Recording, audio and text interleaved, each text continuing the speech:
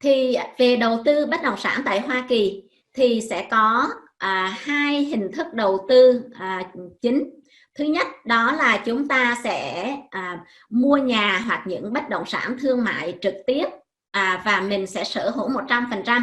Thì đây là một cái kênh bình thường mà ở Việt Nam thì các anh chị thường hay đầu tư rồi, đó là chúng ta mua nhà, mua căn hộ, mua những cái nhà xưởng gì đó để mà mình sở hữu, mình cho thuê và đợi bất động sản tăng giá nữa thì mình sẽ có những cái lợi nhuận từ việc cho thuê và việc tăng giá.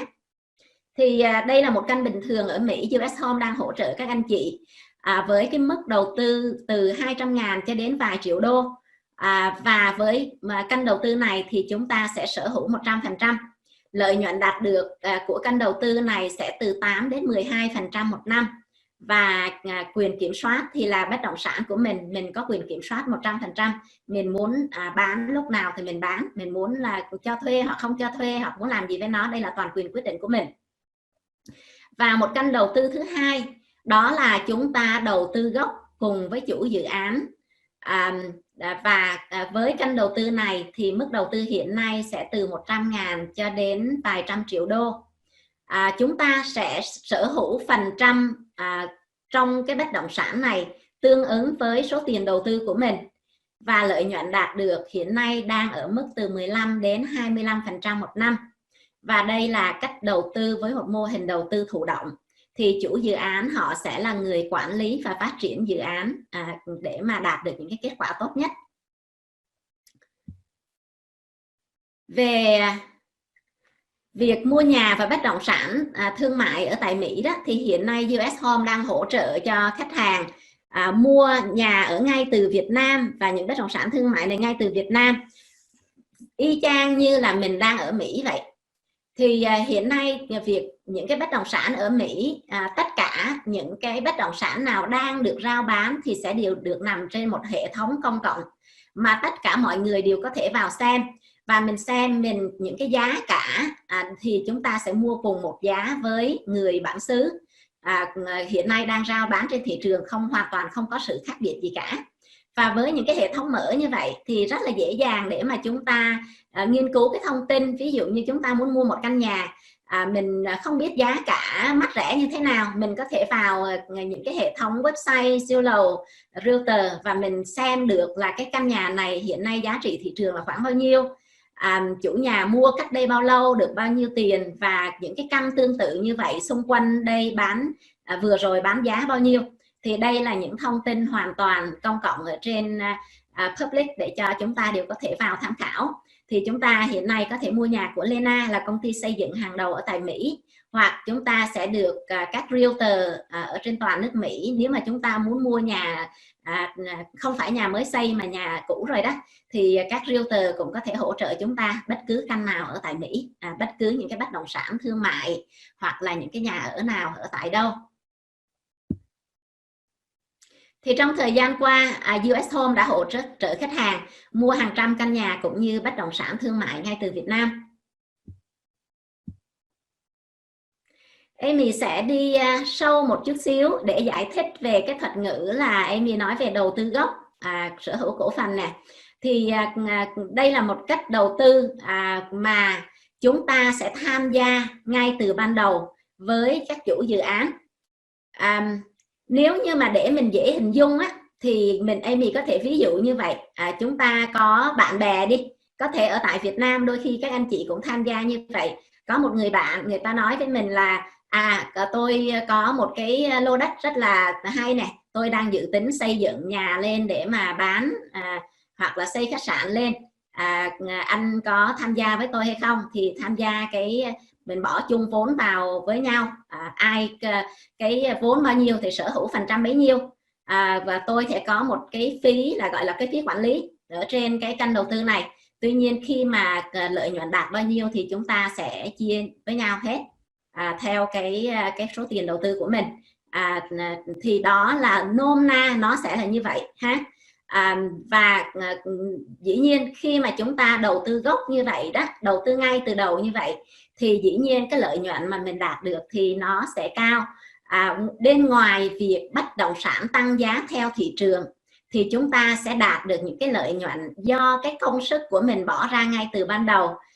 Ví dụ như việc mà xây một cái khách sạn chẳng hạn, em ví dụ ha, là ví dụ như xây một khách sạn, giá trị một cái miếng đất này mình mua 1 triệu, chi phí xây 1 triệu nữa là tổng cộng là 2 triệu. Nhưng mà khi mình xây xong rồi thì cái giá trị nó sẽ là 3 triệu hoặc là bao nhiêu đó, chứ nó không còn là 2 triệu nữa, đúng không? Vì mình đã có cái gọi là cái công sức mình bỏ vào trong đó.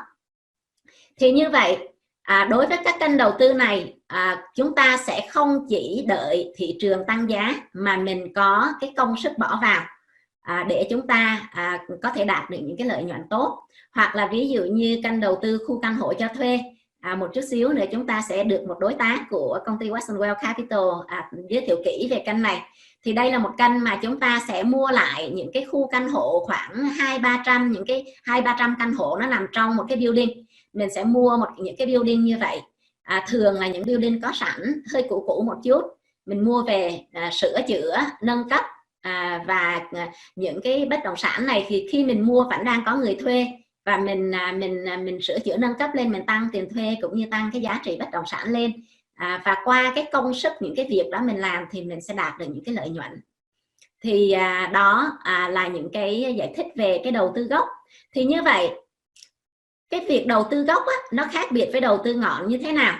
Đầu tư ngọn tức là chúng ta sẽ mua những bất động sản mà đã được xây dựng và phát triển bởi chủ dự án. Ví dụ như hiện nay chúng ta có thể mua một căn hộ ở tại Nha Trang, Phú Quốc, thì những cái giá của những cái bất động sản này khi mà chủ dự án họ phát triển lên thì dĩ nhiên là họ đã có lời ở trong đó rồi. Họ có thể lời bao nhiêu mình không biết, 10, 20, 30% gì đó.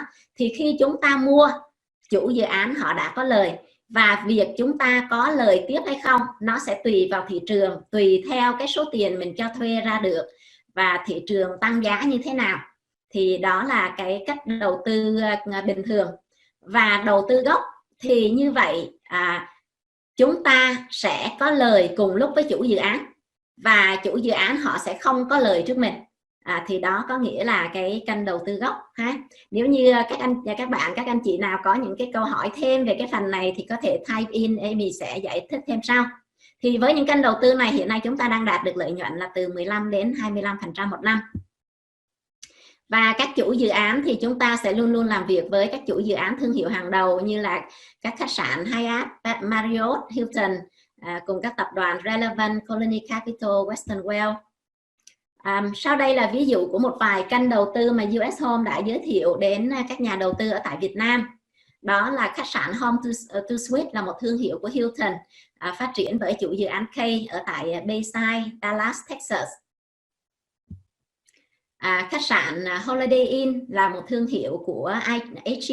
Ở Việt Nam thì chúng ta cũng vừa mới có một khách sạn Holiday Inn ở tại hình như gần sân bay thì phải. Thì đây là một khách sạn được xây ở gần sân bay, cũng ở gần sân bay của Grapevine, Dallas. Hoặc là dự án về phân lô đất nền ở tại Salt Lake, Dallas. Thì đây là một kênh mà cũng hiện nay các nhà đầu tư đã nhận về được vốn đầu tư của mình rồi. Thì còn đang 2 lô đất để bán và các anh chị sẽ tiếp tục nhận được lợi nhuận. Và phần một kênh đầu tư mà rất là hiện nay cũng khá là thân thuộc với các nhà đầu tư ở Việt Nam, vì rằng các anh chị đã tham gia được 22 cái khu căn hộ, là 22 dự án cùng một mô hình đầu tư khu căn hộ cho thuê của công ty Western Well Capital.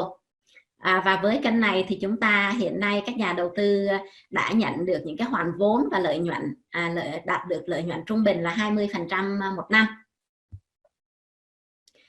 Đây là 3 dự án mà các anh chị đã tham gia được